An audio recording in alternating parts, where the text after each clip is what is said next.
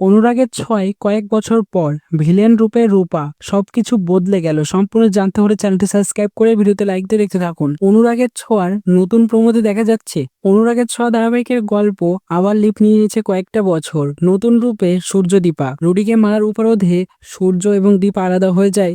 তার সঙ্গে সঙ্গে রূপা বিশ্বাস করে যে দীপা এই কাজটা করেনি, সে করেছিল। তারপর কেটে যায় অনেকটা বছর। এখন দিল্লি শহরে চলে এসেছে দীপা। গাড়ি থেকে নেমে সে আবার নতুন রূপে এন্ট্রি নিচ্ছে সূর্যর কাছে। অনেক দিন পর তার সঙ্গে আবার দেখা হবে।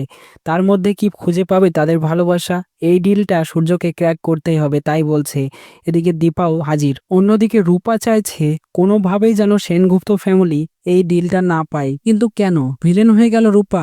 আসলে তা নয়, রূপার সেনগুপ্ত ফ্যামিলির উপরে আগে থেকেই রাগ রয়েছে, কারণ দীপাকে তারা জেলে দিয়েছিল রুডিকে মারার জন্য। কিন্তু রূপা এই কাজটা করেছিল, সে বিশ্বাস করে তার মা নির্দোষ। আর পর থেকে আলাদা হয়েছিল তারা। কেমন লাগলো এই নতুন প্রোমো তোমাদের? তো অবশ্যই কমেন্টসে জানিয়ে এখনই সাবস্ক্রাইব করে নাও আমাদের ইউটিউব চ্যানেল। ধন্যবাদ সবাইকে।